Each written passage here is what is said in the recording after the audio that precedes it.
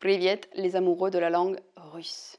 Aujourd'hui, je voudrais vous parler de ces lettres que même après 4 mois d'apprentissage du russe, on risque de confondre encore. C'est parti.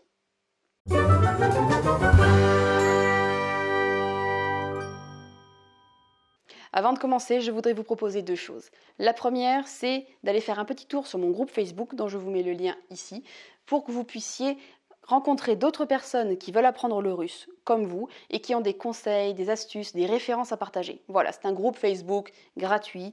Vous faites votre demande, vous y entrez, vous participez, et c'est très bien comme ça. Si vous êtes débutant en russe, vous avez forcément besoin de références pour vous aider à apprendre le russe. Des références dans des vidéos, ou chercher les vidéos, ou chercher les séries, ou chercher les livres, ou chercher des PDF, ou chercher des sites internet pour vous aider à apprendre le russe, et le tout gratuitement. Je suis passée par là moi aussi, et j'ai compilé toutes ces données dans ce que j'ai appelé une Bible du débutant en russe. Toutes les données gratuites pour pouvoir vous aider dans votre apprentissage du russe. Je vous mets tout ça en barre d'infos pour que vous puissiez y avoir accès vous aussi. C'est tellement gros que j'envoie tout ça par email. Donc voilà, je vous mets tout ça en barre d'infos. L'instant publicité est enfin terminé. Alors, ces lettres que je confonds encore quand je suis fatiguée ou quand je suis un petit peu perdue dans le russe, quand mon cerveau est un petit peu trop overbooké par toutes les informations, ces lettres, les voici. La première, c'est le P et le R. Donc, bien sûr, le P pour nous Français et le R pour les Russes. Donc, quand je suis fatiguée, il m'arrive parfois de confondre ces 2 lettres, mais la plupart du temps uniquement en français, pas en russe. Donc voilà, c'est vraiment le truc qui me met parfois en colère de confondre ces 2 lettres parce que je me dis tellement que cette lettre est un R que même en français, ça me fait cet effet-là. Parfois, quand je suis fatiguée. Aïe, aïe, aïe, aïe, aïe. Parfois, le son que je confonds, c'est le son K, le son que. Donc, le son que en russe s'écrit comme ça et en français s'écrit comme ça. Donc, quand je vois un C en russe, il m'arrive encore d'avoir le réflexe français de me poser la question, est-ce que c'est un son se ou est-ce que c'est un son que? Alors qu'en russe, c'est un son se. Ce n'est pas un son que. Donc voilà, c'est encore un problème chez moi en russe. Dites-moi dans les commentaires si c'est un problème chez vous en russe. Dites-moi dans les commentaires quelles sont les lettres avec lesquelles vous avez du mal et que vous confondez encore. Ça peut être les mêmes ou ça peut être des lettres différentes. Ah, ces lettres que je confonds encore. C'est la lettre qui, pour nous les francophones, indique le son et ou est, selon les endroits du pays où vous êtes. Donc, en russe, ça donne ça. En français, ça donne ça. Mais quand je me retrouve devant cette lettre-ci, qui se prononce ye et non pas e, j'ai le réflexe de la prononcer e.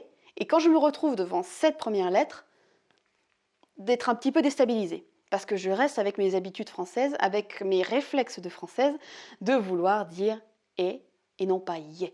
Et comme il y a certains mots où ça se prononce ye et d'autres où ça se prononce e, je suis quand même encore un peu perdue. Donc si vous avez des petits conseils, n'hésitez pas à les mettre dans les commentaires. Donc le son e n'est pas évident pour moi en russe. D'ailleurs, je me demande si en russe, il y a une différence entre le e et le e. Il faudra que je demande à Elena. Ces lettres que je confonds encore. C'est tout ce qui a trait au son y. Alors, en russe, ça donne ça.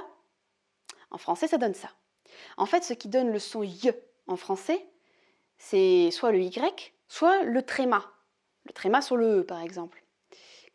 Et je reste avec cet apprentissage très très ancré en moi que e avec un tréma fait un son y, alors qu'il fait un son yo. Vous voyez la différence? Voilà, si je veux faire un son y en russe, c'est ça que je vais utiliser. Et si je veux faire un son yo, c'est ça que je vais utiliser. Vous voyez la différence? Et pour une francophone, c'est parfois un peu déstabilisant. Dernière lettre que je confonds encore, mais ça a à voir avec mon apprentissage de l'anglais. C'est tout ce qui a trait au you, le Y. La lettre Y en anglais et la lettre you en russe.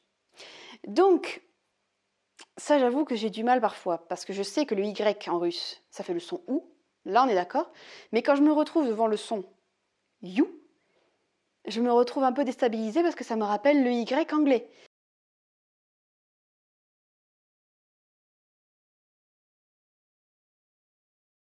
Donc, si vous pratiquez l'anglais, dites-le moi. Est-ce que ça vous pose aussi des problèmes, le Y et la lettre You? Parce que moi, j'avoue que ça me déstabilise encore un petit peu.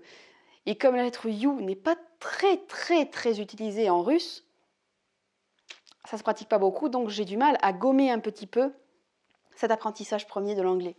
J'espère que cette petite vidéo vous aura servi et qu'au mieux, elle vous aura fait sourire. Je vous souhaite le meilleur dans votre apprentissage du russe et je vous dis à la vidéo prochaine. Пока!